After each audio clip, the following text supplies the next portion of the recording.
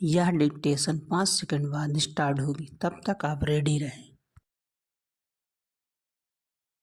Ready start. बीते दिनों नेपाल में वाम दलों की गठबंधन वाली सरकार ने संसद के निचले सदन राष्ट्रीय सभा में विश्वास मत प्राप्त कर लिया। यह चौथी बार है जब प्रधानमंत्री पुष्पकमल दहल प्रचंड पिछले 18 महीने के भीतर संसद के पटल पर विश्वास मत सिद्ध करने के लिए खड़े हुए थे। दरअसल गत 13 मई को उप प्रधानमंत्री उपेंद्र यादव की समूह वाली जनता समाजवादी पार्टी आपसी फूट के चलते प्रचंड सरकार से अलग हो गई थी। ऐसे में प्रधानमंत्री प्रचंड ने संविधान की धारा 100 के अंतर्गत विश्वास मत का प्रस्ताव रखा, जो 157 मतों के साथ बहुमत से पारित हो गया। नेपाल में वर्ष 2022 में प्रधानमंत्री प्रचंड के नेतृत्व में वामदल वाली सरकार बनी थी, लेकिन वह ज़्यादा दिनों तक नहीं टिक पाई। फिर प्रचंड ने प्रजातांत्रिक पार्टियों के साथ मिलकर दूसरी बार सरकार बनाई, जिसमें नेपाली कांग्रेस भी शामिल थी, पर वह भी अधिक दिनों तक नहीं टिक सकी।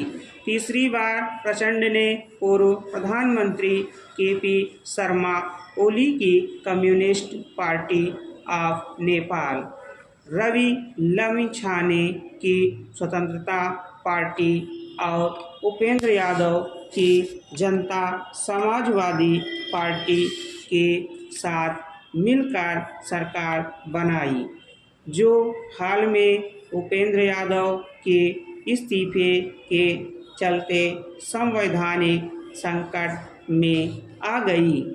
उसके चलते प्रचंड को एक बार फिर बहुमत हासिल करना पड़ा। नेपाल में राजनीतिक अस्थिरता सामान्य बात हो गई है। नेपाल में 2008 में लोकतंत्र की स्थापना के बाद से 4 बार राष्ट्रीय चुनाव हो चुके हैं। वहाँ अब तक 12 से ज़्यादा प्रधानमंत्री रह चुके हैं, लेकिन कोई भी सरकार 5 साल की अवधि पूरी करने में असमर्थ रही है।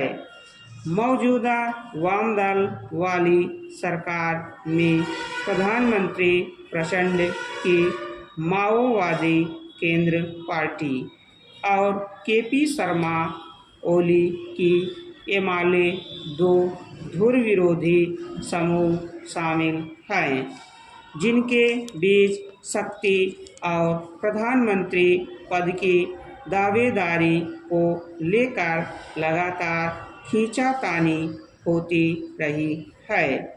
हालांकि ओली ने प्रचंड सरकार को समर्थन दिया है, लेकिन पिछले कई मौकों पर सरकार केवल इसी वजह से गिरी क्योंकि प्रचंड और ओली दोनों ही प्रधानमंत्री पद की दावेदारी करते रहे।